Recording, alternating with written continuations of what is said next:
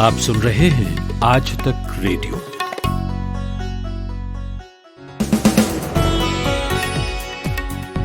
Hello, नमस्कार, good evening. आज है 26 मार्च। मेरा नाम है जमशेद कमर सिद्दीकी और इस इवनिंग न्यूज पॉडकास्ट का नाम है दिन भर।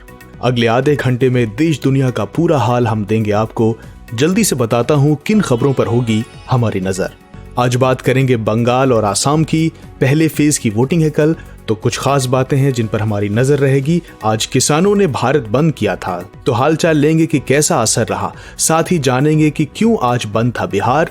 और इसके अलावा टाटा और साइरस मिस्त्री के बीच एक लंबा विवाद चल रहा था, उस पर भी आज फुल स्टॉप लग गया है। विवाद क्या था और फैसला क्या आया, ये सब बताएंगे। और आखिर में आपके काम की खबर बैंकों से जुड़ी हुई सुनिएगा जरूर। लेकिन पहले श्रुतिका से हेडलाइन सुनते हैं। बांग्लादेश अपनी आजादी के 50 साल पूरे होने पर आज जश्न मना रहा है। इस जश्न में शामिल होने के लिए प्रधानमंत्री नरेंद्र मोदी भी बांग्लादेश की राजधानी ढाका पहुंचे। इस दौरान पीएम मोदी ने कहा कि मेरी उम्र 20-22 साल रही होगी जब मैंने और मेरे कई साथियों ने बांग्लादेश के लोगों की आजादी के लिए सत्याग्रह किया था। पश्चिम बंगाल में पहले चरण के मतदान से एक दिन पहले टीएमसी दफ्तर में बम धमाका हुआ। टीएमसी ने लेफ्ट कांग्रेस गठबंधन पर आरोप लगाया है, जबकि बीजेपी का कहना है कि टीएमसी दफ्तर के अंदर बम बनाते समय ये घटना हुई। इस घटना में 3 लोग घायल हुए हैं। सुप्रीम कोर्ट ने साइरस मिस्त्री को टाटा कंपनी के बोर्ड से हटाने के फैसले को सही ठहराते हुए national company law appellate tribunal के आदेश को पलट दिया।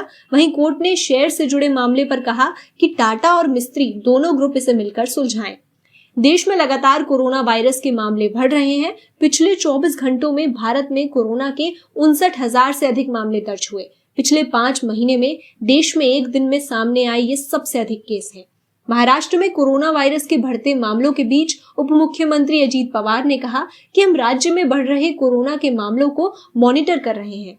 अगर लोग कोरोना गाइडलाइंस का उल्लंघन करते रहे तो सरकार के पास लॉकडाउन के अलावा कोई चारा नहीं बचेगा। तीनों कृषि कानूनों के खिलाफ किसानों ने आज भारत बंद बुलाया। इसका सबसे अधिक असर पंजाब, हरियाणा और बिहार में देखने को मिला। इस बार दिल्ली में बंद का असर नहीं दिखा, लेकिन दिल्ली के अलग अलग बॉर्डर और 4 मेट्रो स्टेशन बंद रहे। अंतर्राष्ट्रीय मुद्रा कोष यानी IMF ने कहा कि भारत कोरोना के असर से उबर रहा है और उसकी इकोनॉमी रिकवरी की ओर बढ़ रही है। 2020 की चौथी तिमाही में भारत के जीडीपी की ग्रोथ रेट पॉजिटिव जोन में लौट आई। कोविड महामारी के बाद से ये पहली बार है जब देश की जीडीपी पॉजिटिव रही है। भारतीय जीवन बीमा निगम यानी LIC ने रेल विकास निगम में 8.72% हिस्सेदारी खरीद ली है। सरकार ने कुल 15% हिस्सेदारी बेचने का ऐलान किया था। न्यूजीलैंड में अब प्रेगनेंसी के दौरान किसी भी अवस्था में गर्भपात होने पर कर्मचारियों को 3 दिन का अवकाश मिलेगा।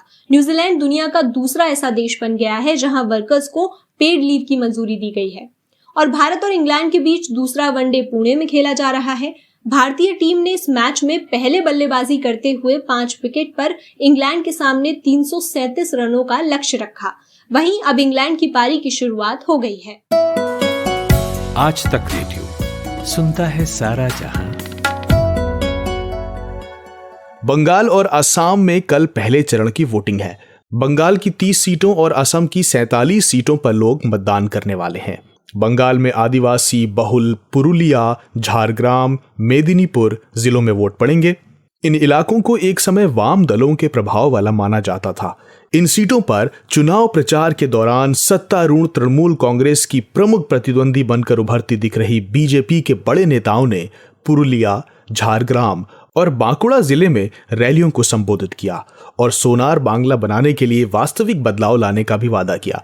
पहले चरण में जिन सीटों पर मतदान होना है उनके लिए बीजेपी के स्टार प्रचारकों में प्रधानमंत्री नरेंद्र मोदी और केंद्रीय गृह मंत्री अमित शाह भी शामिल हैं।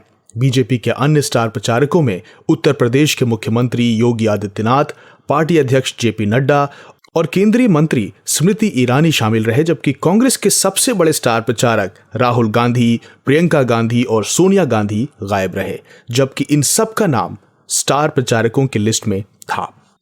उधर असम विधानसभा के 126 निर्वाचन क्षेत्रों में कल 47 पर मतदान होना है और असम में पहले चरण के प्रमुख उम्मीदवारों में माजुली से मुख्यमंत्री सर्बानंद सोनोवाल, जोरहाट से विधानसभा अध्यक्ष हितेंद्र नाथ गोस्वामी, बोकोखाट से असम गण परिषद के मंत्री अतुल बोरा और कलियाबोर से केशव महंत हैं।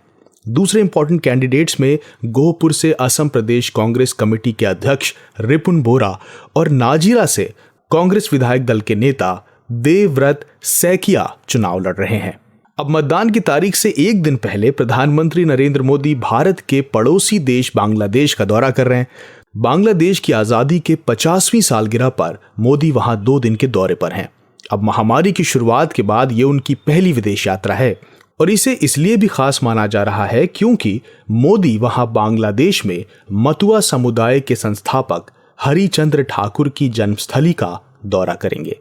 अब भले पीएम मोदी बांग्लादेश के एक डिप्लोमेटिक दौरे पर हों, लेकिन इस दौरे को बंगाल चुनाव से भी जोड़कर देखा जा रहा है और इसका राजनीतिक निष्कर्ष भी निकाला जा रहा है।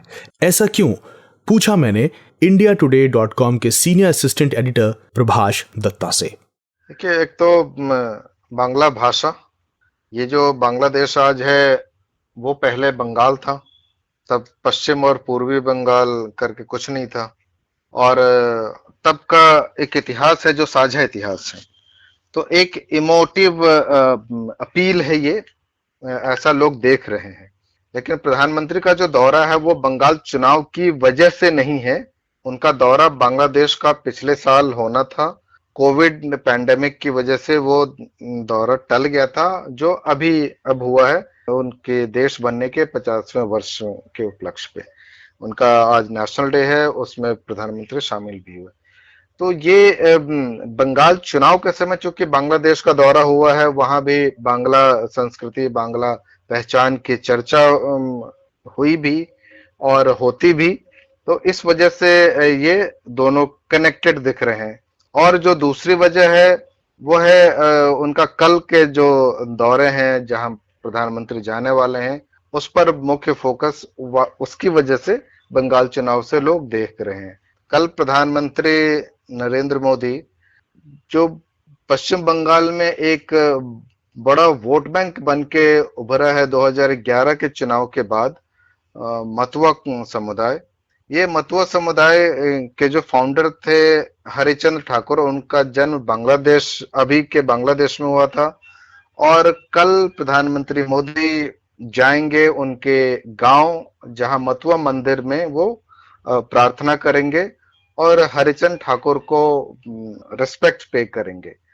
हरिचंद्र ठाकुर 19वीं शताब्दी की शुरुआत में थे जब उन्होंने इस सेक्ट की स्थापना की, मतुआ सेक्ट की, और इसको एक वैष्णव संप्रदाय के तहत के रूप में इसकी स्थापना की। और उन्होंने नाम शूद्र जो कहे जाते थे उस वक्त के कुछ लोग जो अनटचेबल्स माने जाते थे, उनको बराबरी का हक, सामाजिक बराबरी का हक दिलाने के लिए उन्होंने ये धार्मिक और सामाजिक सुधार के लिए इस सेक्ट की स्थापना की। तो इस कॉन्टेक्स्ट में अगर आप जोड़ के देखें कि प्रधानमंत्री कल, जबकि बंगाल में पहले चरण का चुनाव है और वहां बंगाल में मतुआ समुदाय एक बड़ा वोट बैंक देखा जाता है, उसके जो संस्थापक थे उनके गांव में होंगे और वहां मंदिर में पूजा करेंगे, प्रार्थना करेंगे। और उनके जो हरिचंद गुरुचंद के जो वंशज हैं, आज बीजेपी के एमपी हैं शांतनु ठाकुर, वो प्रधानमंत्री के साथ कल उनके पैतृक गांव में होंगे, एंसेस्ट्रल विलेज में होंगे और उस मंदिर में प्रार्थना करेंगे। प्रभा जी, एक वोट बैंक है जिस पर सबकी नजर है, मतुआ, खासकर बीजेपी की तो है ही। इसके अलावा बांग्लादेशी माइग्रेंट्स का मुद्दा है, सीएए है, उस पर क्या कहेंगे सर? देखिए, सीए के और मतुआ के कनेक्शन के लिए आप थोड़ा पहले जाइए, 2019 के चुनाव से पहले। 2019 के दिसंबर में सीए आता है।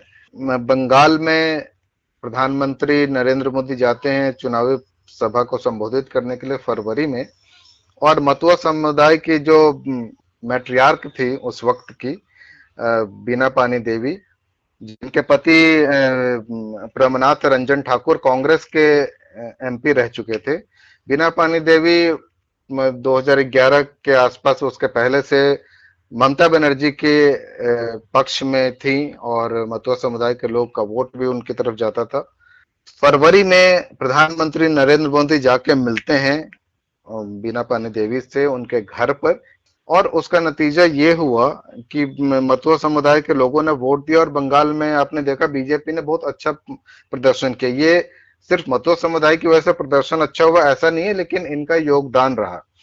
इसी चुनाव के इसी समय मतुआ ये समुदाय के कुछ नेता, उसमें अभी शांतनु ठाकुर भी हैं, वो कुछ वक्त पहले से जो मतुआ समुदाय के लोग बांग्लादेश से आए भारत में विभाजन के बाद और 1971 में जिसके बाद बांग्लादेश का निर्माण हुआ, तो उसके बाद जो लोग आए तो उन्हें बहुत से लोग हैं जिनको अब तक नागरिकता नहीं मिली है, तो उस नागरिकता की मांग कर रहे थे शांतनु ठाकुर भी बहुत सारे नेताओं में। उस नागरिकता देने की बात उस वक्त प्रधानमंत्री मोदी ने भी की। उस वक्त बीजेपी के सबसे बड़े नेता पार्टी में अमित शाह थे, उन्होंने भी इसकी बात की और उन्होंने कहा था कि एक कानून लाएंगे जिस कानून के तहत इन लोगों को नागरिकता को फैसिलिटेट किया जाएगा। उसके बाद ये कानून आता है और फिर जाकर उनसे कहा जाता है कि ये कानून आ गया और आपको नागरिकता मिलेगी। अभी कुछ वक्त पहले ही अमित शाह ने अपनी बात दोहराई है, लेकिन एक दूसरा फैक्टर है जिसको डिस्काउंट कर लेते हैं कई बार हम सीए और मतुआ समुदाय और बंगाल के कॉन्टेक्स्ट में देखते हुए, वो है कि बंगाल से सटा हुआ राज्य है असम। वहां बीजेपी के खिलाफ जब प्रदर्शन हुए सीए को लेकर, तो सरकार ने वहां एक बीच का रास्ता निकालने की कोशिश की है। पार्टी ने भी इस चुनाव में भी उनके मैनिफेस्टो में बंगाल में तो है, लेकिन असम में सीए का जिक्र नहीं है। तो ये मतुआ समुदाय के कुछ लोग, अभी सोशल मीडिया, टीवी, इंटरनेट का युग है, तो वो इससे थोड़े सशंकित है कि क्या ऐसा तो नहीं कि बीजेपी असम की वजह से हमें भी नागरिकता देने के मसले पर थोड़ा पीछे हट जाए। तो ये है पूरा जो कनेक्शन है, नेटवर्क है मतुआ सीए और बीजेपी का, वो ये वाला मसला है। ये थे indiatoday.com के senior assistant editor Prabhash Dutta. अब जिक्र किसानों के भारत बंद का। पिछले साल सितंबर महीने में किसान आंदोलन शुरू हुआ था और उसके बाद वो लगातार सुर्खियों में बना रहा। फिर इस साल जनवरी और फरवरी के कुछ दिनों तक यह आंदोलन खूब चर्चा में था, लेकिन उसके बाद आंदोलन ठंडा पड़ता दिखाई देने लगा। आज किसान आंदोलन के 4 महीने पूरे होने पर तीनों कृषि कानूनों के खिलाफ किसान संगठनों ने भारत बंद का आह्वान किया। बंद 12 घंटे तक चला, जो सुबह 6 बजे से शाम 6 बजे तक था। भारत बंद का असर राजधानी दिल्ली में कुछ खास नहीं देखने को मिला। बंद को लेकर कोई ऐसी बड़ी खबर भी नहीं आई, लेकिन पंजाब और हरियाणा, जहां से यह पूरा आंदोलन शुरू हुआ था, वहां पर क्या हाल रहा, जानने के लिए मैंने बात की पंजाब से आज तक रेडियो रिपोर्टर मंजीत सहगल से और उनसे पूछा कि वहां कितना असर देखने को मिला, वाकई बंद का कोई प्रभाव पड़ा भी या फिर यह सिर्फ एक औपचारिक भर था। देखिए, जहां तक पंजाब का सवाल है, पंजाब में भारत बंद का व्यापक असर देखने को मिला। चाहे रेलवे स्टेशन हो, सड़कें हो या फिर व्यापारिक प्रतिष्ठान, किसान सभी जगहों पर डटे हुए थे। सुबह 6 बजे से वो आना शुरू हो गए थे और अभी लगातार किसान रेल की पटरियों, सड़कों पर बैठे हुए हैं। कोई भी दुकान उन्होंने नहीं खुलने दी। हालांकि एम्बुलेंसेस को अस्पताल आने जाने की इजाजत है। इसके अलावा ये भी कहा गया था कि जो विवाह समारोह में शामिल होने के लिए लोग आएंगे या परीक्षा देने के लिए कोई छात्र जाएगा, उसको भी आने जाने की इजाजत होगी। लेकिन कई जगहों पे लोग किसानों के साथ उलझते नजर आए। हरियाणा में रोहतक में भी किसान और स्थानीय लोग आपस में भिड़ गए और पंजाब में कई राष्ट्रीय राजमार्ग, चाहे वो दिल्ली चंडीगढ़ राष्ट्रीय राजमार्ग हो, अमृतसर चंडीगढ़ राष्ट्रीय राजमार्ग हो या फिर दूसरा कोई भटिंडा राष्ट्रीय राजमार्ग हो, सभी राष्ट्रीय राजमार्ग जाम पड़े हैं, बंद हैं और लोगों को खासी दिक्कतों का सामना करना पड़ा क्योंकि पब्लिक ट्रांसपोर्ट सड़क पर नहीं दिखाई दिया। यहाँ तक कि टैक्सियां और निजी वाहन भी नहीं चले। किसानों की समर्थन में आम लोग भी देखने को आए और कृषि के तीनों कानूनों के खिलाफ एक बुलंद आवाज देखने को मिली और मांग की गई कि इन कानूनों को जल्द से जल्द रद्द किया जाए क्योंकि ये किसानों के हक में नहीं है। बात हरियाणा की कर लेते हैं। हरियाणा में भी जो प्रमुख शहर है वहां पर बंद का असर देखने को मिला, लेकिन पंजाब की तुलना में वहां पर जो बंद था वो इतना ज्यादा प्रभावी नहीं था। हरियाणा परिवहन की बसें भी कई जगहों पर नहीं चलाई गई, लेकिन बाकी जगहों पर जो परिवहन था वो सुचारू रूप से चलता देखा गया। तो कुल मिलाकर पंजाब और हरियाणा में बंद काफी सक्सेसफुल रहा और किसान बार बार हाथों में प्ले कार्ड उठाकर यही मांग करते नजर आए कि इन कृषि कानूनों को रद्द कर दिया जाए, क्योंकि आज जो ये भारत बंद है ये किसानों के दिल्ली में धरने के 4 महीने का समय पूरा होने के उपलक्ष्य में आयोजित किया गया है, सरकार को चेताने के लिए कि सरकार उनकी आवाज सुने और जो 3 कृषि कानून हैं उनको रद्द करे। भारत बंद के अलावा आज बिहार में भी बंद देखने को मिला। बिहार में भी महागठबंधन ने आज बंदी का ऐलान किया था। दरअसल पिछले दिनों 23 मार्च को बिहार विधानसभा में आर्म्ड पुलिस फोर्स 2021 को लेकर जमकर हंगामा हुआ था और सदन में खूब लात घूंसे भी चले थे। बिहार विधानसभा के इतिहास में पहली बार ऐसी घटना घटी थी और हालात को काबू पाने के लिए आखिरकार पुलिस को एक्शन लेना पड़ा था। तो बिहार बंदी का कारण क्या रहा, मैंने बात की आज तक के रेडियो रिपोर्टर सुजीत झा से।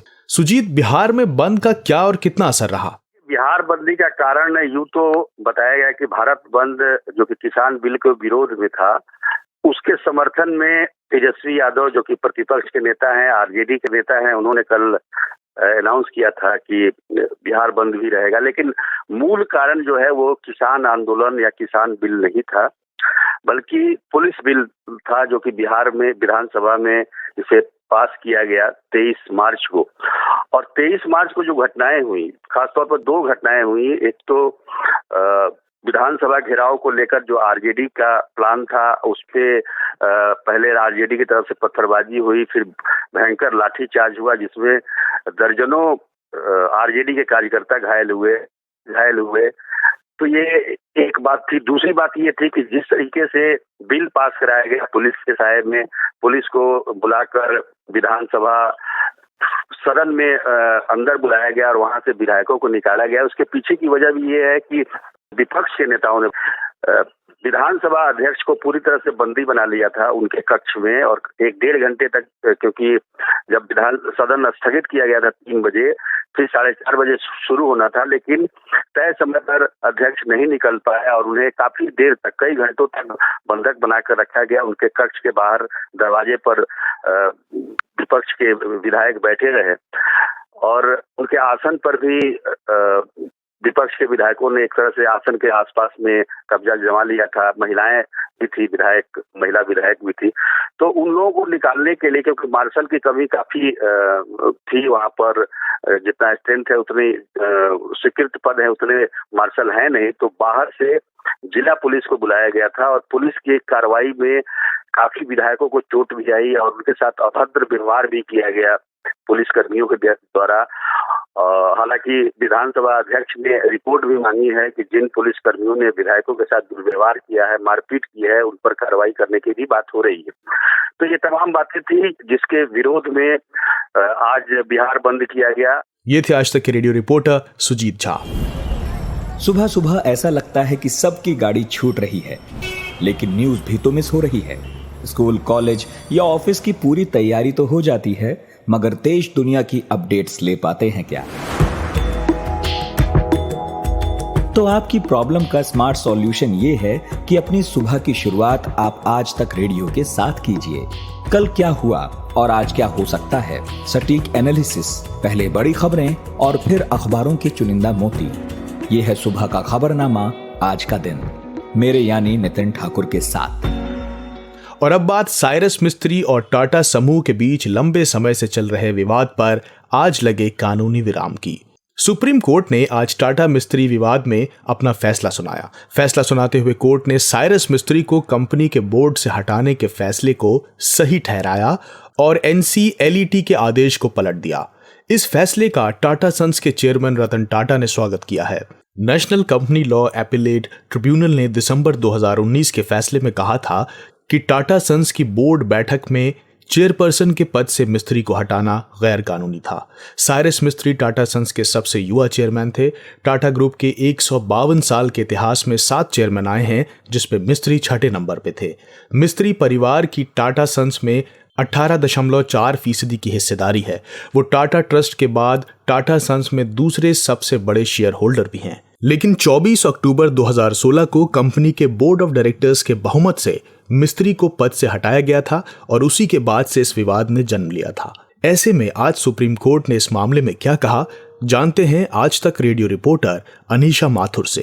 देखिए, सुप्रीम कोर्ट ने जो फैसला सुनाया वो ये है कि टाटा सन्स के जो बोर्ड ऑफ डायरेक्टर्स ने डिसीजन लिया था, जो फैसला लिया था साइरस मिस्त्री को अपने बोर्ड के चेयरपर्सन की कुर्सी से हटाने का, वो सही है।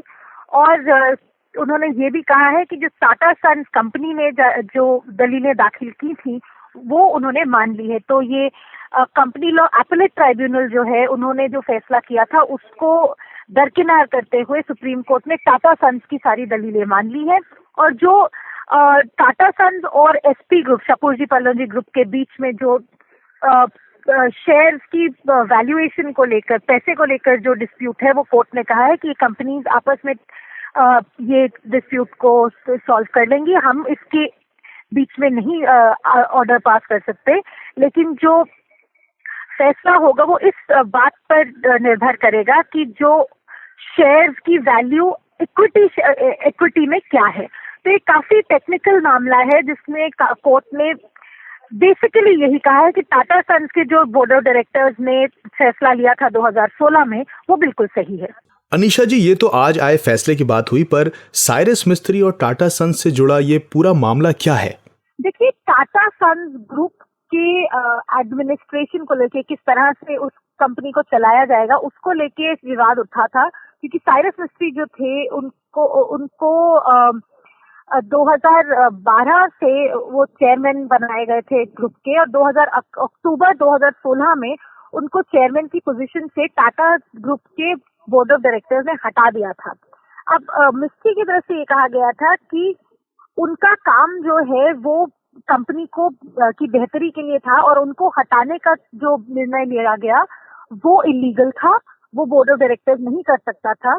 और ट्रस्टीज जो हैं टाटा ग्रुप के, वो कंपनी के काम में दखल दे रहे थे। और दूसरी बात ये कही गई थी कि क्योंकि बोर्ड ऑफ डायरेक्टर्स ने ये जो निर्णय लिया है कंपनी को प्राइवेट कंपनी बना लेने का, क्योंकि टाटा सन्स जो है वो शेयर बाजार में खरीद फरोख्त हुई थी, वो पब्लिक लिमिटेड कंपनी हो गई थी, उसको वापस प्राइवेट अपने हाथों में लेने का जो डिसीजन है वो भी गलत है। क्योंकि टाटा सन्स कंपनी के जो माइनॉरिटी शेयर होल्डर है उनके हकों को रौंदा जा रहा है। अब सवाल ये भी उठा था कि क्योंकि टाटा सन्स और एसपी ग्रुप के बीच में भी काफी कॉन्ट्रैक्ट थे, तो अगर एसपी ग्रुप और टाटा सन्स कंपनी अलग होते हैं तो एसपी ग्रुप को कितना पैसा मिलेगा, उस पर भी सवाल उठाए गए थे। तो इन सब को लेकर अब जो सुप्रीम कोर्ट ने फैसला अपना सुनाया है वो टाटा सन्स के हक में सुनाया है, जिसका असर टाटा सन्स के शेयर से ही पड़ेगा, क्योंकि ये कंपनी बहुत बड़ी है, पूरे दुनिया में इसके बहुत सारे कंपनीज को ये की मालिक है। काफी हद तक ये बिजनेस जगत में बहुत बहुत इम्पोर्टेंट मैटर है, क्योंकि टाटा सन्स ने जो अपना कहा है कि कंपनी के डायरेक्टर्स के क्या हक हैं, क्या उनके पावर्स हैं और किस तरह से वो कंपनी को चला सकते हैं, उस पर जो सवाल उठे थे उनको सुप्रीम कोर्ट ने टाटा सन्स के हक में फैसला दिया है। ये थी आज तक रेडियो रिपोर्टर अनीशा माथुर। और अब बात बैंक हॉलिडेज की। अगर आप हाल फिलहाल में बैंक जाकर कोई जरूरी काम निपटाने का प्लान बना रहे हैं तो आपने देर कर दी है, क्योंकि त्योहार के सीजन में 4 अप्रैल तक बैंक बंद रहेंगे। क्या है इसकी वजह? इन छुट्टियों के बीच किस किस दिन बैंक खुलेगा और कारोबारी वर्ग को बैंकों की इन लंबी छुट्टियों से किस तरह की समस्याओं का सामना करना पड़ रहा है, ये जानने के लिए हमने बात की हमारे सहयोगी नितिन ठाकुर से। जी देखिए, कल यानी 27 मार्च से बैंकों में छुट्टी है, जो कि 2 अप्रैल तक चलने वाली है, यानी 7 दिनों तक की लंबी छुट्टी है। कल 27 मार्च 4th सैटरडे के तौर पर छुट्टी होगी। उसके बाद 28 को तो संडे है ही, फिर मंडे है, होली, फिर 30 अप्रैल है, यानी ट्यूसडे को कामकाज नॉर्मल रहेगा। और अगले दिन 31 मार्च को कामकाज पर असर हो सकता है, क्योंकि 31 मार्च जो है वो last day of the financial year होता है। और उसके बाद आ जाएगा 1 अप्रैल, यानी कि एनुअल अकाउंट क्लोजिंग का दिन। तो उस दिन तो यकीनन कामकाज सामान्य नहीं रहने वाला है। फिर फ्राइडे है, गुड फ्राइडे है, 2 अप्रैल है। तो इस तरह 3 अप्रैल यानी शनिवार को बैंक खुलेगा।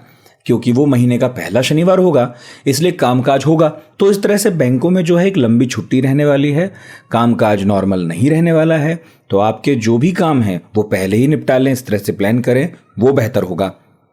अब जहां तक सवाल व्यापारी और आम वर्ग को होने वाले नुकसान का है, तो जाहिर है त्योहार के सीजन में ये बैंक बंदी होगी तो दिक्कत तो होनी ही है, लाजमी सी बात है। बल्कि इस सिलसिले में कई व्यापार मंडलों ने पत्र लिखकर रिजर्व बैंक और वित्त मंत्री को कहा है कि बैंक बंद ना किए जाएं, ऐसा अनुरोध किया है। नोएडा में सेक्टर 18 मार्केट एसोसिएशन के अध्यक्ष हैं सुशील कुमार, वो कह रहे थे कि बैंकों में लगातार छुट्टी होने से व्यापारियों और उद्योगपतियों को तमाम तरह की कठिनाइयां होंगी और इस बारे में केंद्रीय वित्त मंत्री निर्मला सीतारमण और भारतीय रिजर्व बैंक के गवर्नर शक्तिकांत दास और रिजर्व बैंक के रीजनल डायरेक्टर को इन लोगों ने खत लिखा है। लेकिन कुल मिलाकर ये कहा जा सकता है कि बैंकों में लंबी छुट्टी होंगी ही, और इसलिए अगर कोई ज़रूरी काम है तो 30 मार्च को ज़रूर निपटा लिया जाए। भाई इस चक्कर में क्यों पड़ा जाए कि बैंक खुलेंगे या खोलने की कोई सोचेगा, तो ये तो अपने हाथ की बात है, कर लीजिए वक्त रहते अपना काम पूरा। खबरों की हलचल और देश विदेश का मिजाज आप सुन रहे हैं आज तक रेडियो। तो आज के दिन भर को समेटने का हो गया है वक्त। आपको कैसा लगा हमारा न्यूज पॉडकास्ट, बताइएगा radio@aajtak.com पर। इस शो को प्रोड्यूस किया है प्रतीक वाघमारे ने और सचिन द्विवेदी ने साउंड मिक्सिंग का काम संभाला है। मेरा नाम है जमशेद कमर सिद्दीकी। देश दुनिया की खबरों के साथ फिर होगी मुलाकात आज का दिन मॉर्निंग पॉडकास्ट में। तब तक दीजिए इजाजत और सुनते रहिए आज तक रेडियो।